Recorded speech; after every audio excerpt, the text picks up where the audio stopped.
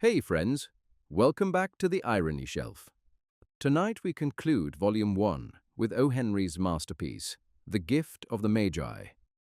In a world of flickering gaslight and shivering winter mornings, young New Yorkers have always balanced high living costs against high hopes. Yet sometimes, the most foolish of extravagances can confound the wisest of men. If you too have a soft spot for life's little ironies, do subscribe to our growing circle for new classics every Thursday. Now, grab a hot coffee and prepare to meet the foolish sages. New York City, 1905. Stepping out onto 23rd Street, the wind whips off the Hudson with a sharp, salt-tinged bite that defies even the heaviest overcoat. The skyline is a jagged silhouette of brick and iron, punctuated by the festive glow of shop windows that promise a luxury just out of reach for the hopeful wayfarer. Beneath the elevated train and its iron lattice, the world is a blur of motion. The hollow cadence of hooves on cobblestone, the steam rising from manhole covers like white plumes against the grey slush. Among the throngs of people, there is a shared, shivering familiarity, a collective huddling against the December frost. You see it in the way a young woman pulls her shawl tighter with a determined smile, or how a man checks his pocket watch, perhaps imagining the holiday feast awaiting him later that evening. The streets are filled with a sea of somber wool, but bright eyes, where a city of 4 million souls pulses with the quiet, electric anticipation of Christmas morning. And here, dear listener, we begin our story. $1.87. That was all, and 60 cents of it was in pennies.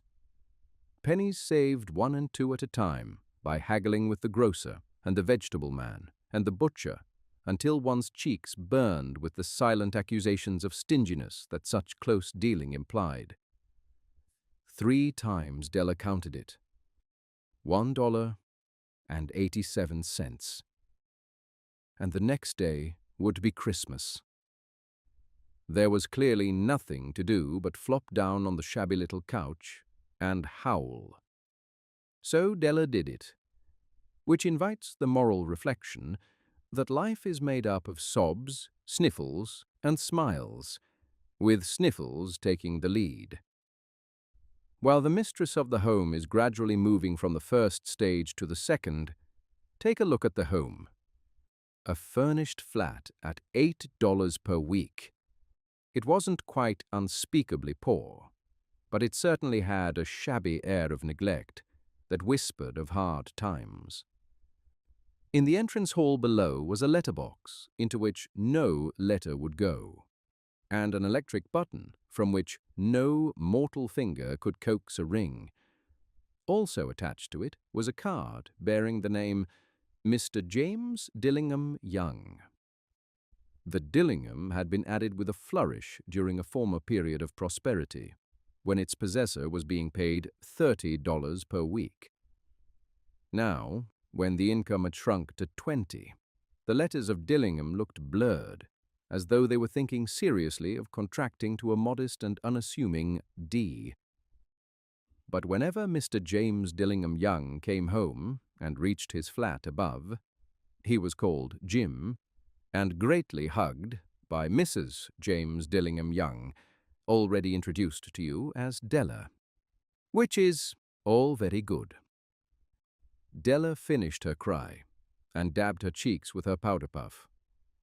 She stood by the window and looked out dully at a grey cat walking a grey fence in a grey backyard. Tomorrow would be Christmas Day, and she had only $1.87 with which to buy Jim a present. She had been saving every penny she could for months, with this result. $20 a week doesn't go far. Expenses have been greater than she had planned. They always are. Only $1.87 to buy a present for Jim. Her Jim.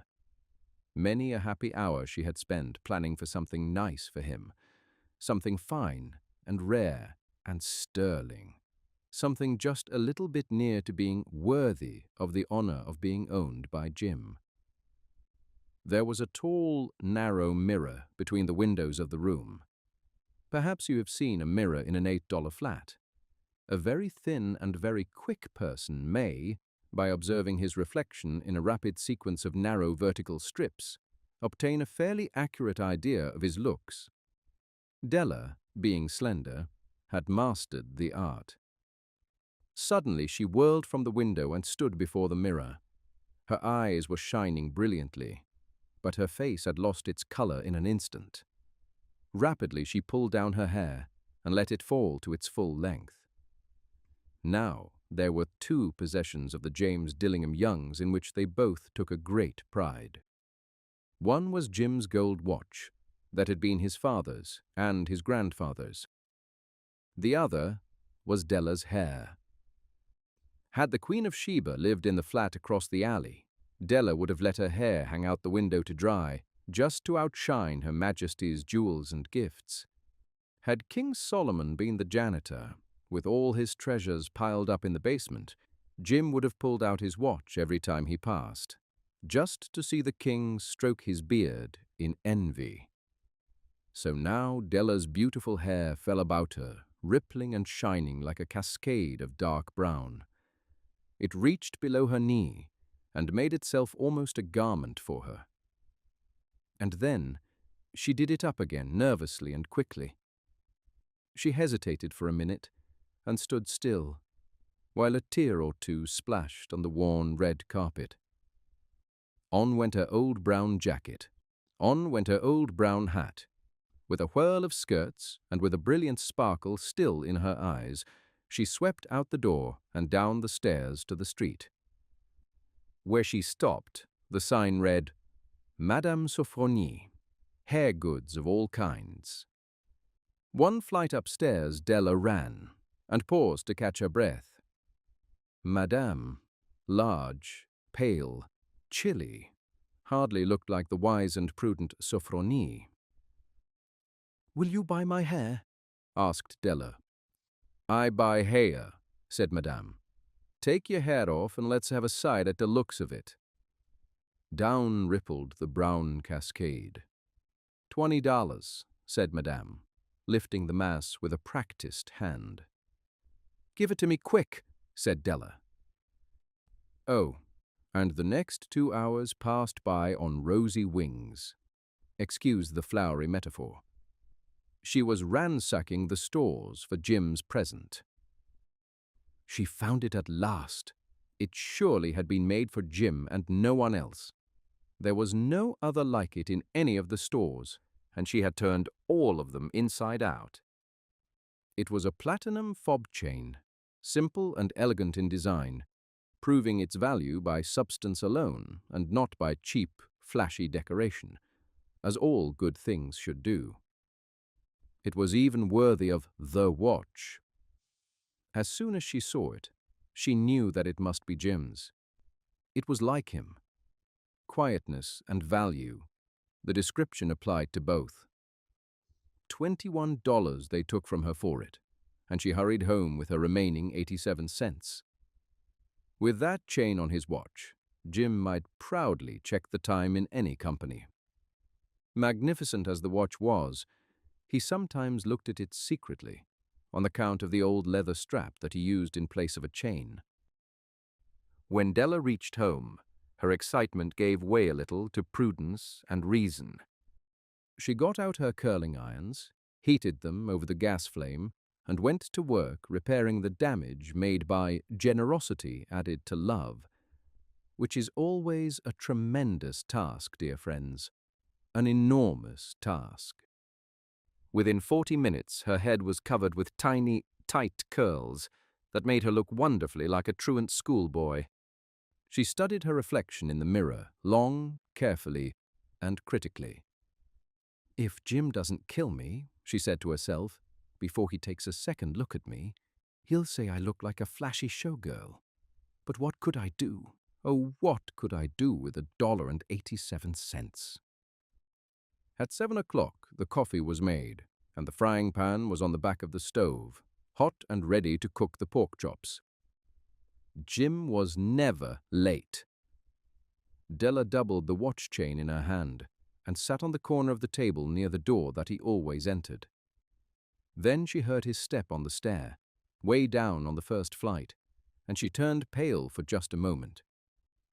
She had a habit of saying little silent prayers about the simplest everyday things, and now she whispered, "Please, God, make him think I'm still pretty." The door opened, and Jim stepped in and closed it. He looked thin and very serious. Poor fellow, he was only 22, and to be burdened with a family. He needed a new winter coat, and he was without gloves. Jim stopped inside the door, as still as a setter at the scent of quail. His eyes were fixed upon Della, and there was an expression in them that she could not read, and it terrified her. It was not anger, nor surprise, nor disapproval, nor horror, nor any of the sentiments that she had been prepared for. He simply stared at her fixedly, with that peculiar expression on his face. Della wriggled off the table and went for him. "Jim, darling," said Della, "don't look at me that way. I had my hair cut off and sold, because I couldn't have lived through Christmas without giving you a present. It'll grow out again. You won't mind, will you? I just had to do it. My hair grows awfully fast. Say Merry Christmas, Jim, and let's be happy. You don't know what a beautiful, nice gift I've got for you." "You've cut off your hair?" asked Jim, slowly, as if he had not arrived at that plain fact yet, even after the hardest mental labor. "Cut it off and sold it," said Della. "Don't you like me just as well, anyhow? I'm me without my hair, ain't I?" Jim looked about the room curiously. "You say your hair is gone?" he said, with an air almost of idiocy. "You needn't look for it," said Della. "It's sold, I tell you, sold and gone, too. It's Christmas Eve, boy. Be good to me, for it was all for you." "Maybe the hairs of my head were numbered," she went on with a sudden serious sweetness, "but nobody could ever count my love for you. Shall I put the pork chops on, Jim?" Out of his trance, Jim seemed quickly to wake. He enfolded his Della.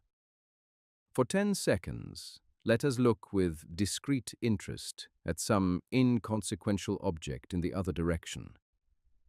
$8 a week, or $1 million a year. What is the difference? A mathematician or a clever wordsmith would give you the wrong answer. The Magi brought valuable gifts, but this wisdom was not among them. This mysterious assertion will be illuminated later on. Jim drew a package from his overcoat pocket and threw it upon the table. "Don't make any mistake about me, Dell," he said. "I don't think there's anything in the way of a haircut, or a shave, or a shampoo that could make me like my girl any less. But if you'll unwrap that package, you may see why I was so startled at first." White fingers and nimble tore at the string and paper, and then an ecstatic scream of joy, and then, alas, a quick change to hysterical tears and wails, necessitating the immediate employment of all the comforting powers of Jim. For there lay the combs, the set of combs, side and back, that Della had worshipped long in a Broadway window. Beautiful combs, pure tortoiseshell with jeweled rims, just the right shade to wear in the beautiful, vanished hair. They were expensive combs, she knew, and her heart had simply craved and yearned over them without the least hope of possession. And now they were hers. But the strands that should have adorned the coveted adornments were gone. But she hugged them tightly, and at length she was able to look up with dim eyes and a smile and say, My hair grows so fast, Jim. And then Della leaped up like a little singed cat and cried, "Oh, oh!" Jim had not yet seen his beautiful present. She held it out to him eagerly upon her open palm. The dull, precious metal seemed to flash with a reflection of her bright and ardent spirit. "Isn't it a dandy, Jim? I hunted all over town to find it. You'll have to look at the time 100 times a day now. Give me your watch. I want to see how it looks on it." Instead of obeying, Jim tumbled down on the couch and put his hands under the back of his head and smiled. "Dell," said he, "let's put our Christmas presents away and keep 'em a while. They're too nice to use just at present. I sold the watch to get the money to buy your combs. And now, suppose you put the pork chops on." The Magi, as you know, were wonderfully wise men who brought gifts to the babe in the manger. They invented the art of giving Christmas presents. Being wise, their gifts were, no doubt, wise ones, possibly even coming with an exchange policy. And here I have lamely related to you the uneventful tale of two foolish children in a flat, who most unwisely sacrificed for each other the greatest treasures of their house. But in a last word to the wise of these days, let it be said that of all who give gifts, these two were the wisest. Everywhere, they are the wisest. They are the Magi. And here, dear listener, we conclude our reading of The Gift of the Magi, written by O. Henry and respectfully adapted for the modern listener. The man known to the world as O. Henry was a celebrated writer, yet William Sidney Porter himself never leaned into that fame, preferring to document the triumphs, struggles, and ironies experienced by everyday New Yorkers. He believed that every person had a story worth telling, and famously claimed that his inspiration came directly from the eyes of the everyday citizen.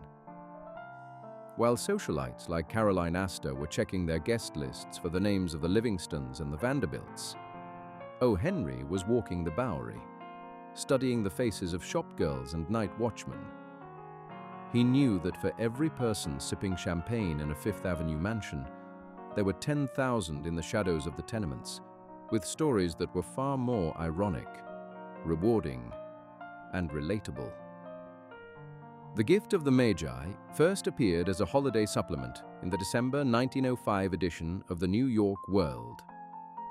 Its birth was a miracle of timing, written over several hours in either his room at 55 Irving Place or at a nearby tavern, while his illustrator sat nearby, feverishly sketching to meet their ruthless publication deadline.